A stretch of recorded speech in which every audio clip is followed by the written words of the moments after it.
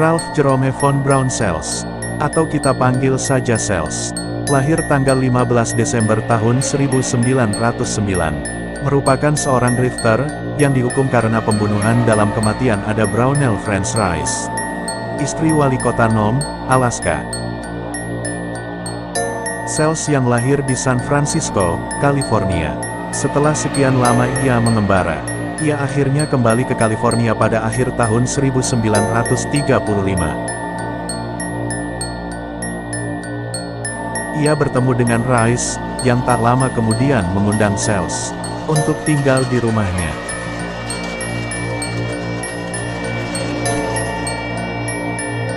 Sales diketahui 30 tahun lebih muda dari Rice. Sales bertemu Rice ketika dia bekerja sebagai montir mobil pada musim semi tahun 1935. Dia membutuhkan pekerjaan perbaikan mobil di podoknya di Woodland, California. Seiring waktu romansa cinta mereka mulai berkembang, dan kemudian ia pindah ke rumah Rice. Sales yang sudah diberi hati malah meminta jantung ini, ditangkap polisi pada tanggal 27 Februari tahun 1936. Atas tuduhan pencurian mobil, dan polisi menemukan dia telah memalsukan tanda tangan ada Rice dan ia mencairkan cek di rekeningnya. Akan tetapi, kejahatan Sales tidak hanya sebatas mencuri dan memalsukan tanda tangan Rice. Polisi yang mendapat laporan hilangnya Rice, terus menanyainya tentang keberadaan Rice selama berminggu-minggu. Dan dia akhirnya mengaku telah membunuh Rice, dan mengubur tubuhnya di pegunungan Santa Cruz. Lalu kenapa ia dijuluki sebagai The Laughing Killer?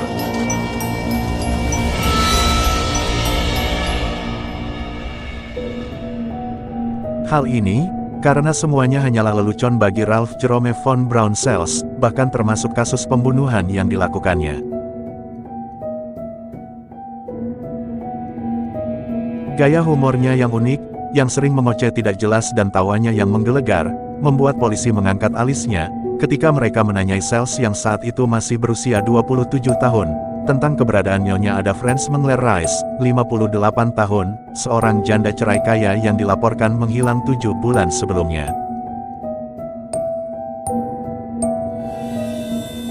Sales yang setuju untuk menunjukkan lokasi sisa-sisa dari Nyonya Rice. Ia dengan riang, memimpin polisi ke sisa-sisa kekasihnya itu. Nyonya Rice ditemukan di sebuah lubang yang dangkal di jalan pegunungan dekat Woodland, California. Ketika dia mengungkapkan lokasi kuburan Nyonya Rice di pegunungan Santa Cruz, dia tidak bisa berhenti untuk cekikikan.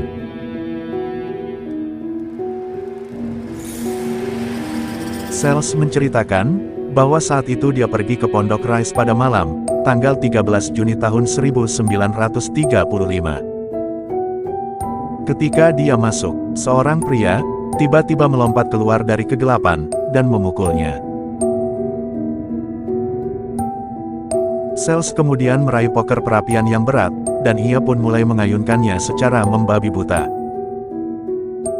Dia mendengar bunyi gedebuk, seperti seseorang yang sedang jatuh ke tanah. Dan setelahnya dia melihat lawannya Baronovic, berlari keluar pintu. Ketika dia menyalakan lampu, dia menemukan Rice tewas di lantai, dengan hanya mengenakan pakaian minimnya.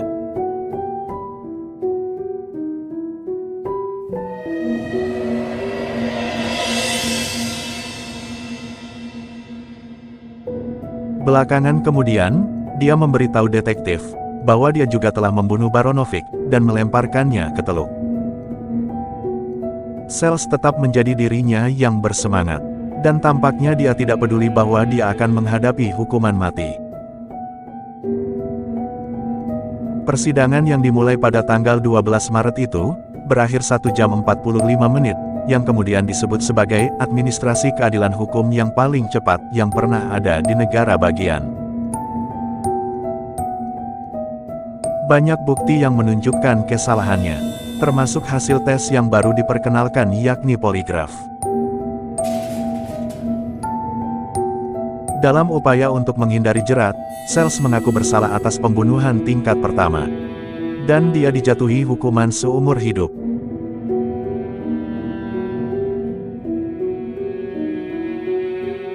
Segala upaya dilakukan untuk menemukan jejak kekasih Rice alias Baronovic yang diceritakan oleh Sales sebelumnya. Namun gagal.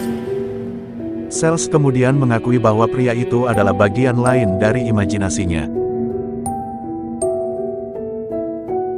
Beberapa tahun kemudian, Sales kabur dari penjara sekitar tahun 1940-an. Namun sebelumnya, dia telah belajar berbicara dalam 5 bahasa berbeda selama di penjara.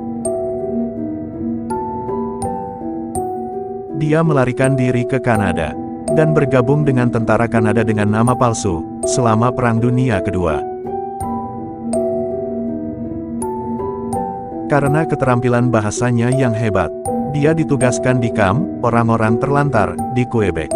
Mereka adalah pengungsi Eropa dari wilayah Eropa yang diduduki Jerman.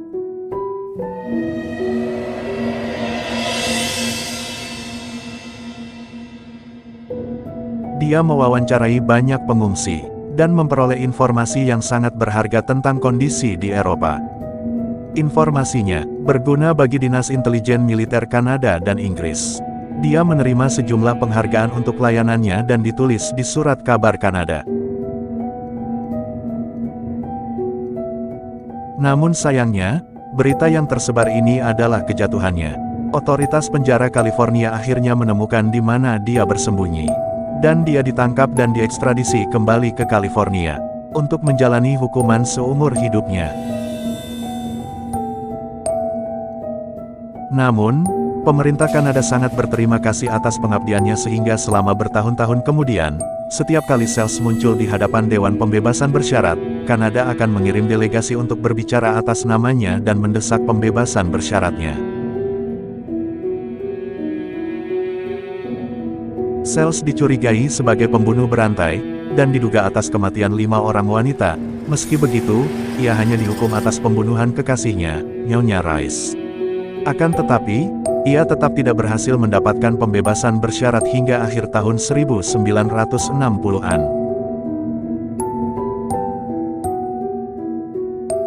Sales yang telah mendapatkan pembebasan bersyaratnya, setelah cukup lama menunggu, kembali berulah. Kali ini adalah kasus penipuan jaminan sosial, di mana dia mengajukan keuntungan dengan menggunakan begitu banyak penyamaran, yang bahkan FBI tidak dapat mengatasinya. Itu tampaknya menjadi sandiwara terakhirnya. Setelah itu, Law-King Killer menghilang dari catatan publik, setidaknya dengan nama Ralph Jerome von Braun Sales.